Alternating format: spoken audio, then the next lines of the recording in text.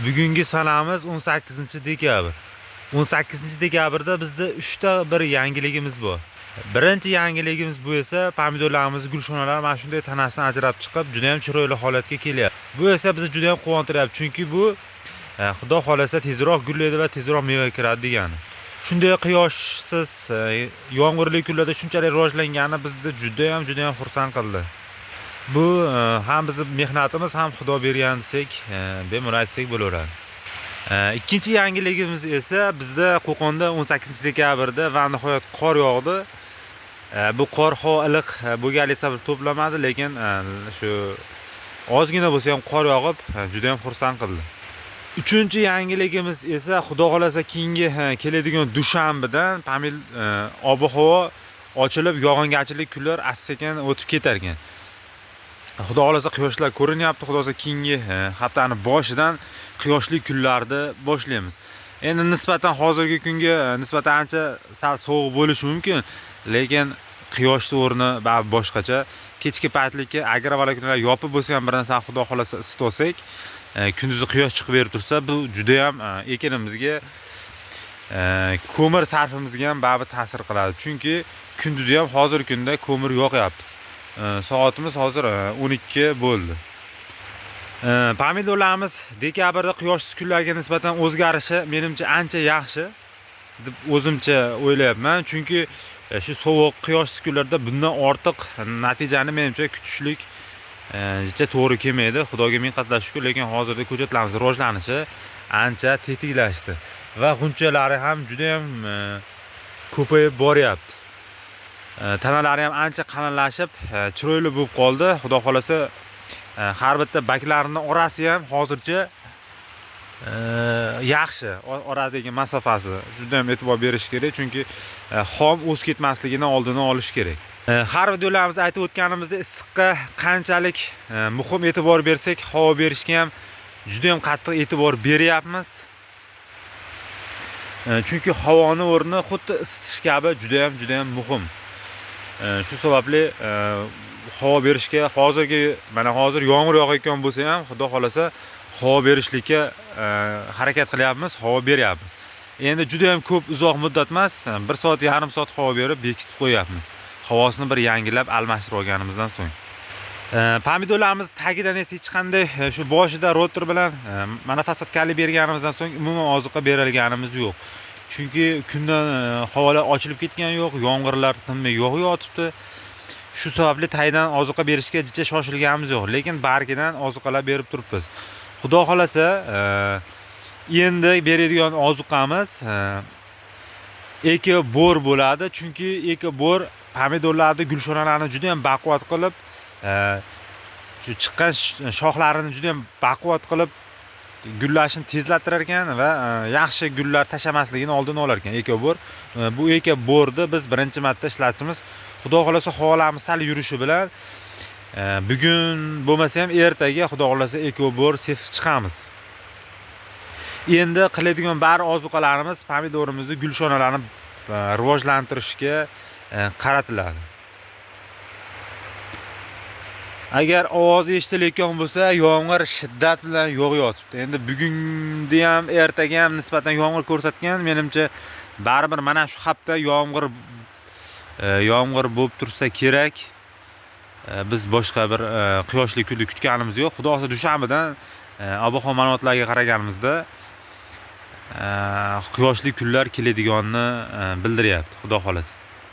Lekin sholi kurmaysiz bo'lmaydi deganda pomidorimizni sim qurib chiqib, bir ikkitasini mana shunaqa yeb qo'ydi. Bergan dorilarimiz nisbatan to'xtatib turdi, lekin baribir dorilar o'zi kuchi ketdimi, bilmayman. Mana shunday bitta ikkita pomidorlarimizni tanasini yeb qo'ygan. Buni turpoq bilan ko'mib qo'ydim. Xudo xolasa sen tagiga bir 100 gramdan bularga suv quyib qo'ysam, o'zlarini menimcha o'nglab yaxshi bo'lib ketadi. Ora-orada mana shunaqa noxush ishlar ham bo'lib turibdi qurtlarimiz tomonidan. Shu bergan dorima menimcha yaxshi, kuchli dori bermadim, chunki bu doridan birinchi marta ishlatishim edi. Endi Xudo xolasa har doim dori oladigan joyimizdan olamiz. O'sha yaxshi effekt bermadi. Chunki bir marta solsam ikkinchi marta qurt chiqib yemagan edi pomidorlarimizni.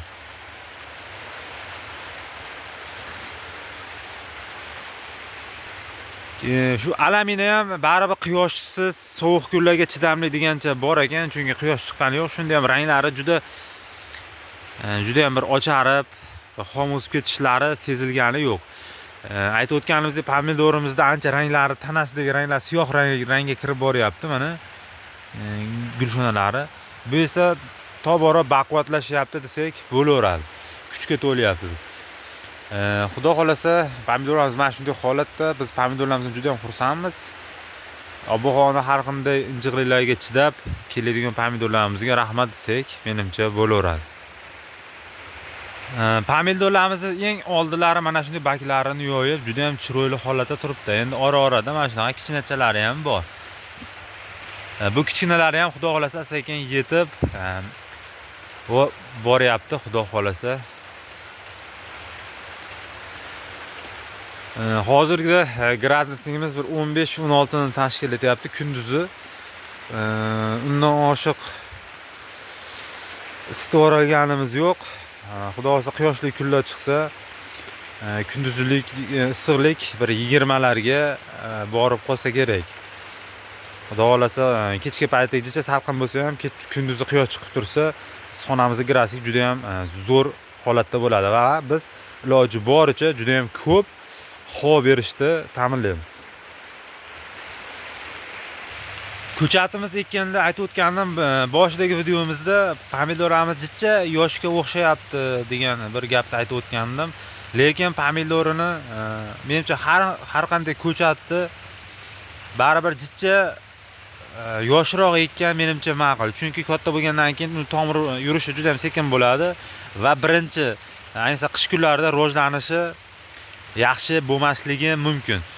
Shu sababli jicha yosh ekkan menimcha yaxshi. Chunki pomidorlarimiz bizni ancha asosal yoshroq sifatida men ko'rgandim. Shu o'rinda bir savol tug'iladi. O'zi pishgan ko'chat qanaqa bo'ladi degan savolga men hozir sizlarga bir ko'rsataman. Ko'chatlarimiz ortib qolganligi sababli men bu yerga qo'yib qo'yganman. Bunga o'sha rotor va monofosfat kaliy berganmiz. Haqiqiy pishgan ko'chat menimcha mana shu holatda bo'ladi. Mana tomirlar tagidan chiqib ketgan juda ham chiroyli holatda. Mana tanasini mana shu qismi qorayib turibdi. O'zi esa ham juda ham to'q rangga kirgan. Mana bunga nisbatan mana solishtiramiz. Ranglari mana shuni tomirlari ham qarang, juda ham chiroyli ko'rinyapti. Mana ko'rinib turganda, buni hozir shunday ekilsa bo'ldi. Shu darajada tez yuradi menimcha. Shu ekishdan oldin bitta rotorga botirib, ekmasdan mana shunday qo'yib qo'yilsa, rivojlangandan keyin eksa ham bo'laverar ekan. Mana tomirlari faqat bunda emas, mana buni ko'ring endi. O'ta go'zal holatda. Turishini qarang mana. Haqiqiy pishgan ko'chat mana shu desak bo'laveradi. Agar kimlarkim ko'chat oladigan bo'lsa, mana shunga e'tibor bersa ham bo'ladi. Bunda shu gulshonalari ham ko'rinib qolibdi. Endi hozir kamerada ko'rinyaptimi yo'qmi? Mana shunday holatda ekilsa, bu vobshe yurib ketadi. Tomirlarini salafandan ham ko'rinib turibdi oqarib. Sizlarga mana buni qarang. G'ij-g'ij tomir bo'lyapti. Mana shu ham menimcha juda ham katta emas. Zo'r yurib beradi. Mana shunday holatda olinganda. Bolgarskilarimiz ham bor. Bolgarskilarimiz tomirlari nisbatan sekin. O'z bolgarski bilasizlar, sekin rivojlanadi. Tomirlari hatto ko'ringani ham yo'q. Bu endi jicha katta bo'lsa ekanmiz. O'shaning uchun shoshilganimiz yo'q. Bolgarskimiz bir 4 tacha bor. Endi qanaqa bo'ladi? Buni vaqt ko'rsatadi. Do'stlar, hozircha qiladigan ishlarimiz mana shulardan iborat. Bizni kanalimizga kuzatib boring. Xudo xolasa buni gullashlari yu meva shulatishlar, qanday chaynatish, hammasini video qilib qo'yib boramiz. Bizni mehnatimizni rag'batlantirasizlar deb o'ylaymiz. Bitta like, bitta obuna bo'lmaganlar obuna bo'lib qo'yinglar. Keyingi qo'ygan videolarimizdan xabardor bo'lib turishlaring uchun. Do'stlar, e'tiborlaringiz uchun juda ham katta rahmat.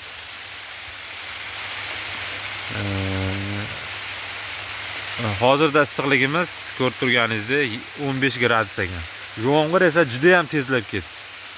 E'tiborlaringiz uchun juda ham katta rahmat.